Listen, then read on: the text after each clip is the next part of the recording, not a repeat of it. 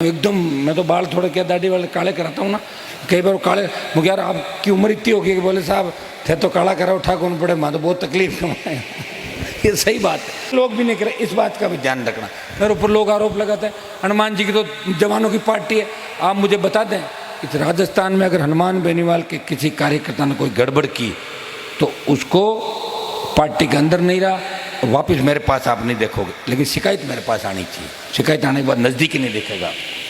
कई लोग चाहे जैसे आरोप लगाते हैं, कई कहीं होते हैं वापस आ जाते हैं, एक दिन बैठते हैं दूसरे दिन बैठते हैं, तो उससे नहीं होता।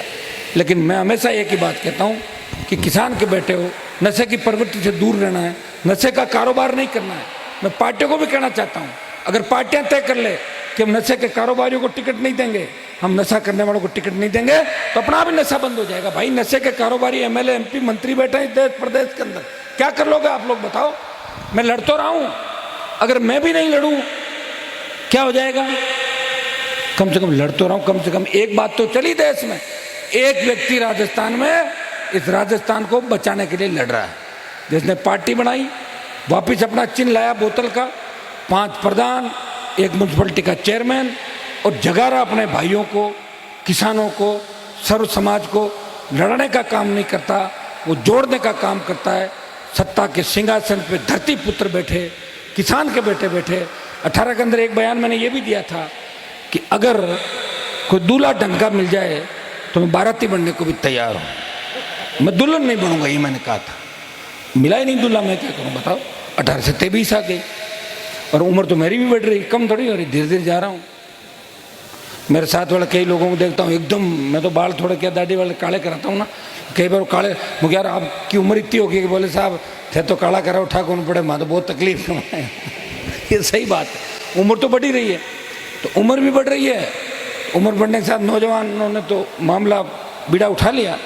18 साल से लेके 45 साल तक का तो 50 साल तक का तो पूरा समझदार हो गया। अब 50 से जो 80 का है, वैसे मोदी जी ने ज़्यादातर 80 के छोड़े नहीं, कोविड की लहर के अंदर ऐसी लहर चलाई 80 90 85 तो कहना कोई मिलता है, बहुत स्वस्थ तो दिनमान अच्छे वही मिलते हैं। अगर 50 से 80 साल का ये सोच ले कि मेरा बेटा क्या कह रहा है, मेरा पोता क्या कह रहा है, मेरा नाती क्या कह रहा है, मैं उस पार्टी को वोट दूं।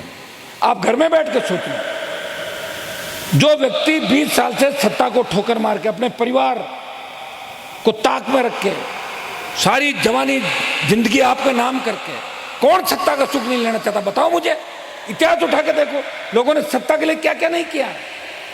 सत्ता प्राप्ति के लिए भाई ने भाई को मार दिया, सत्ता प्राप्ति के लिए लोगों ने वैवाहिक संबंध स्थापित किए इस राजस्थान और देश के अंदर। पता नहीं आप लोगों को, एक व्यक्ति है जो सत्ता के ठोकर मार रहा है, उसके पीछे सत्ता भाग रही है और वो आगे आगे भाग रहा है। देखो वो मैं ही हूं, वो कोई डेगाना वाला नहीं है और न कोई इधर उधर वाला है। आप देख लो 5-6, इनको तो सत्ता दिखनी चाहिए, कहीं ले जाओ इनको सत्ता का बता के। और मैं और कहता हूँ, और मैं अगर सत्ता में आ गया तो ये आपको 1500 को लेकर मेरे घर आ जाएंगे, अरे साहब मारो मती में थाका यहाँ और माने बगस्त ये राम ने आज रखना पहले आज आ गया ले ले ले ले। तो मैं आपको वही कहूँगा जो मैं कर रहा हूँ।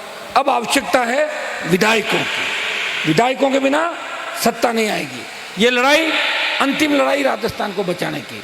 जिस तरह अंग्रेज इस इंडिया के अंदर जब अंतिम समय राज कर रहे थे, तब भारत की तमाम जातियों ने इकट्ठे होकर कहा कि हमें एक ही नारा देना है कि अंग्रेजों भारत छोड़ो, भारत को गुलामी की बेड़ों से मुक्त कराना है।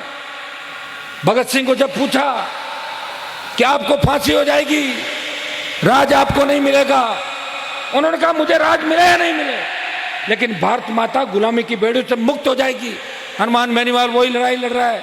अब आपको राजस्थान में एक ही नारा देना है कि कांग्रेस भगाओ, भाजपा भगाओ और आरएलपी लाओ। ये नारा अगर राजस्थान में दे दोगे तो आपकी खुद की सरकार बनेगी और उस सरकार के अंदर